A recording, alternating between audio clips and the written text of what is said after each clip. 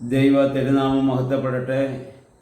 Bible reading പ്രോഗ്രാമിൽ സംബന്ധിക്കുന്ന എല്ലാവർക്കും കർത്തൃനാമത്തിൽ സ്നേഹവന്ദനം അറിയിക്കുന്നു. 2 ദിനവൃത്താന്ത പുസ്തകം 12-ാം അധ്യായമാണ് നമ്മൾ ഇന്ന് വായിക്കുന്നത്. 12-ാം അധ്യായത്തിൽ റെഹബെയാമിൻ്റെ ഭരണം സുസ്ഥിരവും സുശക്തവുമായപ്പോൾ അവനും ഇസ്രായേൽ ജനവും ദൈവത്തിൽ നിന്നകന്നു, ദൈവത്തിൻ്റെ നിയമങ്ങളെ മറന്നുവെന്ന് നമ്മൾ വായിക്കുന്നു. പലപ്പോഴും മനുഷ്യ ജീവിതത്തിലുണ്ടാകുന്നൊരു പ്രശ്നം ഇതാണ്. പ്രശ്നങ്ങളും പ്രതിസന്ധികളും വരുമ്പോൾ ദൈവത്തെ അന്വേഷിക്കുന്നു, ദൈവസന്നിധിയിൽ കരയുന്നു, പ്രാർത്ഥിക്കുന്നു.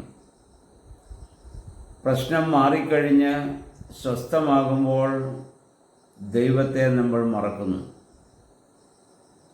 മനുഷ്യഭാഗത്തുണ്ടാകുന്ന ഏറ്റവും നീചമായ ഒരു പ്രവർത്തനമാണിത്. വഴി നടത്തിയവനായ ദൈവത്തെ ഒരിക്കലും മറക്കാൻ പാടില്ല. ദാവീദ് 23-ാം സങ്കീർത്തനം പറഞ്ഞ്, യഹോവ എൻ്റെ ഇടയനാണ്, എനിക്ക് മുട്ടുണ്ടാവുകയില്ല. അതൊരു വലിയ വിശ്വാസ പ്രഖ്യാപനമാണ്. എനിക്ക് മുട്ടുണ്ടാകത്തില്ലായിരിക്കുമെന്നല്ല പറഞ്ഞത്, ഉണ്ടാവുകയില്ല. കാരണം ഞാൻ ഒരാടായി അവൻ്റെ ഇടയത്വത്തിന് ഞാൻ പൂർണ്ണമായി സമർപ്പിച്ചിരിക്കുന്നു. ദാവീദിൻ്റെ ജീവിതത്തിൽ പ്രതിസന്ധികളുടെ ഘട്ടങ്ങളും നന്മയുടെ ഘട്ടങ്ങളും എല്ലാം ഉണ്ടായിട്ടുണ്ട്. ആ സന്ദർഭങ്ങളിലൊന്നും അദ്ദേഹം ദൈവത്തെ തള്ളിപ്പറഞ്ഞില്ല, ദൈവത്തെ മഹത്വപ്പെടുത്തി. അത്രമാത്രം ഇസ്രായേലിൻ്റെ ഒരു അറിയപ്പെട്ട രാജാവായി, എന്നും എക്കാലവും ജനം വാഴ്ത്തുന്ന രാജാവായി മാറുവാൻ കാരണം അതാണ്. എന്നാൽ ഈ റെഹബെയാമിൻ്റെ കാലം വന്നപ്പോഴേക്കും അവർക്ക് സംഭവിച്ചതാണ്. പ്രശ്നങ്ങളും പ്രതിസന്ധികളും വന്നപ്പോൾ ദൈവത്തോട് അവർ നിലവിളിച്ചു. അത് കഴിഞ്ഞപ്പോൾ ദൈവത്തെ മറന്നു എന്നുള്ളതാണ്. യിരെമ്യാ പ്രവചനം 2-ാം അധ്യായം 1-2 വാക്യങ്ങൾ ഇതിന് മുമ്പ് നമ്മൾ വായിച്ച് ധ്യാനിച്ചതാണ്. അവിടെ യിരെമ്യാ പ്രവാചകൻ മുഖാന്തരം യഹോവയായ ദൈവം പറഞ്ഞു, മരുഭൂമിയിൽ വിതയ്ക്കാത്ത ദേശത്ത് നീ എന്നെ അനുഗമിച്ച് നടന്ന നിന്റെ യൗവനത്തിലെ ഭക്തിയും വിവാഹം നിശ്ചയിക്കപ്പെട്ട നാളിലെ സ്നേഹവും ഞാൻ ഓർക്കുന്നു. മരുഭൂമിയിൽ ആശ്രയം വയ്ക്കാൻ ഒന്നുമില്ലാത്തതിനാൽ ദൈവത്തോട് ഭക്തിയും സ്നേഹവും ഉണ്ടായിരുന്നു. കനാനിൽ വന്ന് സമ്പത്ത് വർദ്ധിച്ചപ്പോൾ അതേ ദൈവത്തെ ആ ജനം മറന്നുവെന്നുള്ളതാണ്. താഴോട്ട് യഹോവയുടെ ഒരുപാട് വിലാപം നമുക്കിവിടെ കാണാൻ സാധിക്കുന്നുണ്ട്.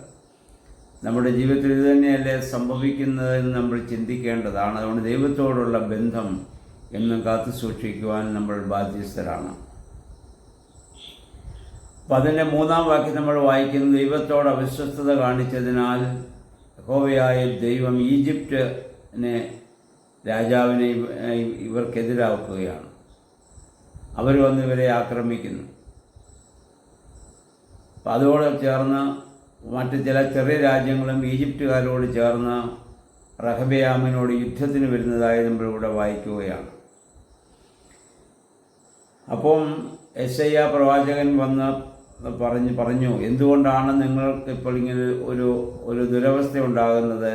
ദൈവം യഹോവയായ ദൈവം ഇപ്രകാരം പറയുന്നു, നിങ്ങൾ എന്നെ ഉപേക്ഷിച്ചതിനാൽ ഞാൻ നിങ്ങളെ ഉപേക്ഷിച്ചിരിക്കുന്നു. നിങ്ങൾ എന്നെ ഉപേക്ഷിച്ചതിനാൽ ഞാൻ നിങ്ങളെ ഉപേക്ഷിക്കുന്നു. നമ്മൾ ദൈവത്തെ ഉപേക്ഷിച്ചാൽ ദൈവം നമ്മെ ഉപേക്ഷിക്കും. ഉൽപ്പത്തി പുസ്തകം 17-ാം അധ്യായത്തിൽ അബ്രാഹാമിനോട് പരിച്ഛേദന എന്ന ഉടമ്പടി ചെയ്യുമ്പോൾ ദൈവം പറഞ്ഞത്, ഇത് ഞാനും നീയുമായുള്ള ഒരു വലിയ ഉടമ്പടിയാണ്. നീ എൻ്റെ കൽപ്പനകളെ അനുസരിച്ചാൽ ഞാൻ നിൻ്റെ ദൈവവും നീ എൻ്റെ ജനവുമായിരിക്കും. എന്ന് നീ ലംഘിക്കുന്നുവോ അന്ന് ഞാൻ നിൻ്റെ ദൈവമോ നീ എൻ്റെ ജനമോ ആയിരിക്കുകയില്ല എന്നുള്ളതാണ്. അപ്പോൾ ആ ദൈവം എപ്പോഴും ആഗ്രഹിക്കുന്നത് ദൈവത്തോടുള്ള വലിയ സ്നേഹബന്ധത്തിൽ നമ്മൾ ജീവിക്കണമെന്നുള്ളതാണ്. അതുകൊണ്ടാണ് നിങ്ങൾ എന്നെ ഉപേക്ഷിച്ചതിനാൽ ഞാൻ നിങ്ങളെ ഉപേക്ഷിച്ചിരിക്കുന്നു.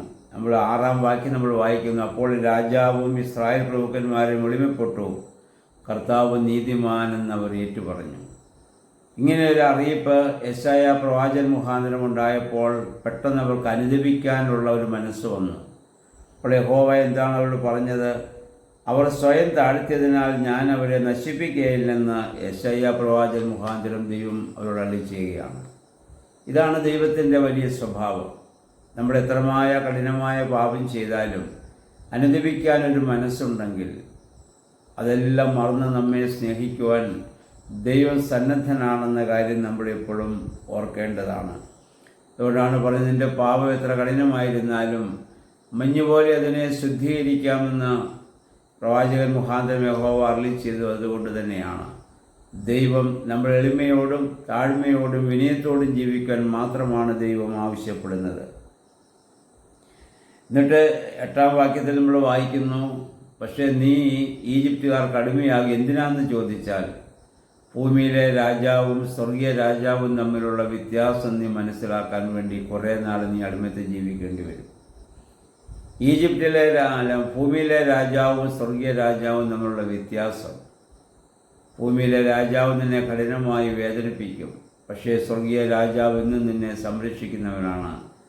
അതുകൊണ്ടാണ് മനുഷ്യരിൽ ആശ്രയിക്കുന്നതിനേക്കാൾ യഹോവയിൽ ആശ്രയിക്കുന്നത് നല്ലത്, പ്രഭുക്കന്മാരിൽ ആശ്രയിക്കുന്നതിനാൽ ദൈവത്തിൽ ആശ്രയിക്കുന്ന നല്ലതെന്ന് സങ്കീർത്തനക്കാരൻ പാടിയ കാര്യം നമ്മൾ ഓർക്കുക. അപ്പോൾ അതുകൊണ്ട് ദൈവത്തിൽ പൂർണ്ണമായ ആശ്രയം വെച്ച് ജീവിപ്പാൻ നമുക്കിടയാകണം.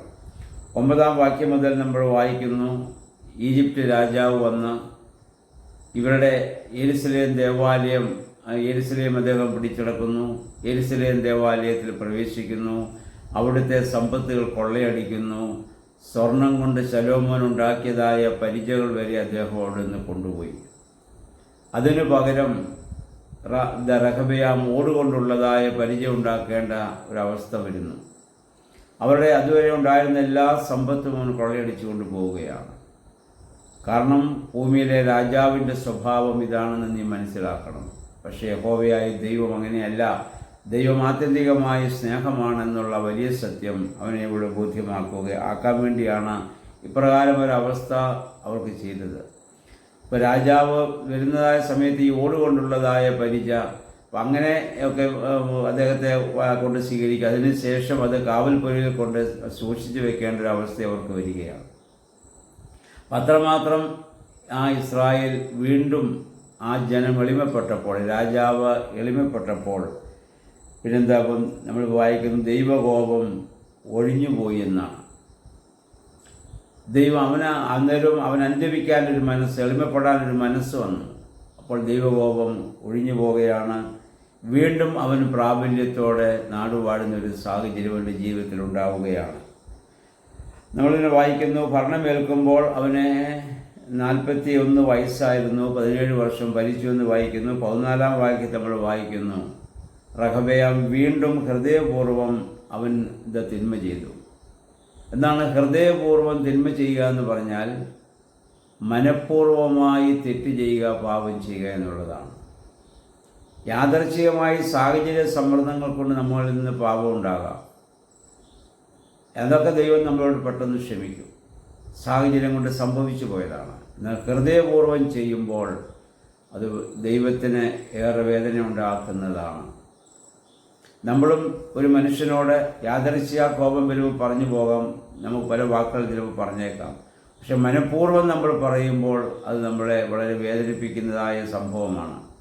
പുതുനിയമത്തിൽ അതിനെപ്പറ്റി പൗലോസ്ലീഹ പറയുന്നു, യാദർച്ഛിക പാപം ചെയ്യുന്ന പരിശുദ്ധാത്മാവിനെതിരായ പാപമാണ് മനഃപൂർവ്വമായ പാപമെന്ന് നമുക്കറിയാം.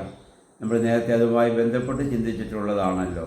അപ്പോൾ ഹൃദയപൂർവ്വം പാപം ചെയ്യാതിരിക്കാൻ നമ്മൾ പ്രത്യേകം ശ്രദ്ധിക്കേണ്ടതാണ്. അതിനാൽ എന്ത് സംഭവിച്ചു? യെരോബെയാം ഇവനോട് വീണ്ടും യുദ്ധത്തിന് വരുന്നു. അവൻ്റെ മരണം വരെയും ആ യുദ്ധത്തിൻ്റെ ഒരു പ്രയാസം അവൻ അനുഭവിക്കേണ്ടി വരുന്നുണ്ട്.